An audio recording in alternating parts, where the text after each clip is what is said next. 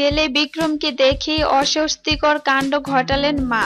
হাইকোর্টে বুধবার মামলার ফের শুনানি। তার আগে মা পুত্রের দেখা সাক্ষাৎ হলো। দ্বিতীয়বারের চেষ্টায় ছেলের সঙ্গে দেখা হলো মায়ের। মঙ্গলবার সকালে প্রেসিডেন্সি জেলে বন্দী অভিনেতা বিক্রম চট্টোপাধ্যায়ের সঙ্গে দেখা করতে গিয়েছিলেন তার মা মল্লিকা, কিন্তু সেই সময় তিনি কোনো পরিচয় প্রমাণ আনেননি বলে তাকে ফিরিয়ে দেওয়া হয়। বিকেলে তিনি পরিচয় প্রমাণ নিয়ে যান, তখন দেখা করার অনুমতি মেলে। সাক্ষাতের জন্য নির্দিষ্ট ঘরে মা ছেলে দেখা হয়। সূত্রের খবর, বিক্রমকে দেখে কেঁদে ফেললেন মল্লিকা। বিক্রম এখন রয়েছেন আমদানি ওয়ার্ডে। সোমবারও তাকে ওই ওয়ার্ডেই রাখা হয়েছিল। জেল সূত্রের খবর, বিক্রমের যেহেতু পরিচিত রয়েছে, তাই তাকে কোথায় রাখা হবে সেই সিদ্ধান্ত ভেবেচিন্তে নিতে হবে। সম্ভবত তাই তার ওয়ার্ড বদল করা হয়নি। এদিন বিক্রম জেলের সাধারণ খাবারই খেয়েছেন, তবে বেশি কথা বলছেন না। এদিন কলকাতা হাইকোর্টে বিক্রমের মামলার শুনানি হয়, সেই শুনানি সম্পন্ন হয়নি। আজ বুধবার ফের বিচারপতি দীপঙ্কর দত্ত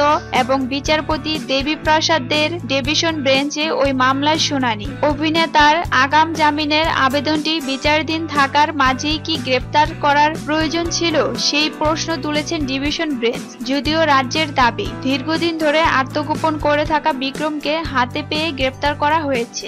দুর্ঘটনায় মডেল সোনিকা সিংহ চৌহানের মৃত্যুর পর প্রথমে পুলিশ ভারতীয় দণ্ডবিধি ৩০৪ এ ধারায় অভিযোগ দায়ের করেছিল। পরে বিক্রমের বিরুদ্ধে জামিন অযোগ্য ৩০৪ ধারায় অভিযোগ আনে পুলিশ। গ্রেপ্তারের আশঙ্কায় গত ৫ জুন হাইকোর্টে আগাম জামিনের আবেদনও করেন বিক্রম। গত ৬ জুলাই সেই আবেদনটি শুনানির জন্য গ্রহণ করা হয়। এরপর শুনানির দিন ধার্য করার দিনেই গ্রেপ্তার করা হয় বিক্রমকে। এ নিয়ে বিক্রমের আইনজীবীরা হাইকোর্টে অভিযোগ জানান। এদিন সরকারি আইনজীবী শাশ্বত গোপাল মুখোপাধ্যায় বলেন, দীর্ঘদিন ধরেই তিনি আত্মগোপন করেছিলেন। তাকে মোবাইলে যোগাযোগ করা যায়নি। তার বাবাকেও ফোন করা হয়েছিল, কিন্তু তিনি কোনো খবর দিতে পারেননি। বাড়িতেও তল্লাশিতে পাওয়া যায়নি বিক্রমকে, তাই তাকে হাতে পেয়ে গ্রেপ্তার করেছেন পুলিশ।